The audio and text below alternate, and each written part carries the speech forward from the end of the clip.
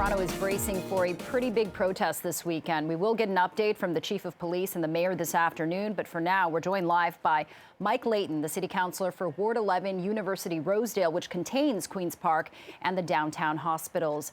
Mr. Layton, thank you so much for joining us this afternoon. Now, this is pretty much happening in your hood, in your area. Do you think Toronto is more prepared than Ottawa was, and are you happy with what's being done so far in preparation for what we're about to see this weekend? Well, I think like many people in the country, we're frustrated with the pandemic and hoping it will end quickly.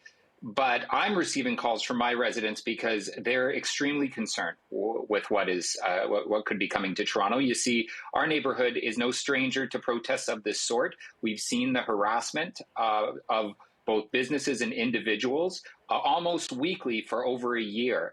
But we've seen it escalate in Ottawa, and that's a real concern of the residents of the ward. That's why Councillor Wong-Tam and I brought forward a motion that called for all city divisions to coordinate their efforts to try to address what we know was coming. We've received briefings from the police. The public will get a briefing later today. But there's a line between this fundamental right to protest and when protest turns to harassment. The hateful images and symbols that we've seen, they cannot be tolerated.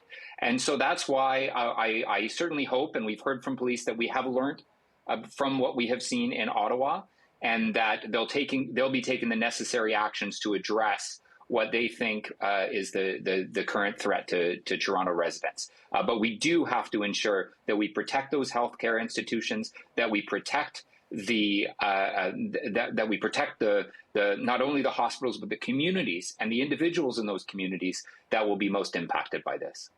Mr. Layton, University Avenue, so far we're getting intel that that's planned to be closed along with College Street, pretty much the area around Hospital Row.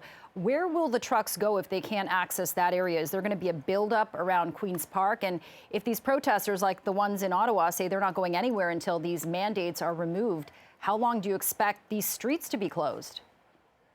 Well, I think in the past protests at Queen's Park, we've seen the groups move rather quickly through the streets into other communities. Unfortunately, that's resulted in those communities being harassed by those protesters.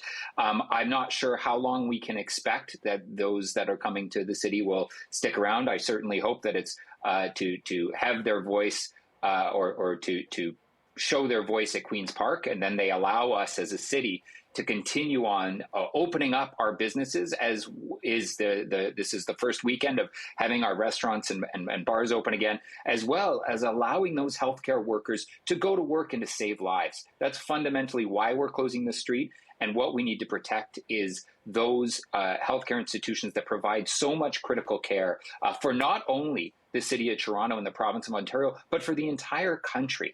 This will or could have a significant impact on our ability to provide primary care. And so we need to protect that at all costs. We also cannot tolerate the hateful images that we've seen from Ottawa, the harassment that is being experienced by Ottawa businesses and residents. We just simply can't tolerate that.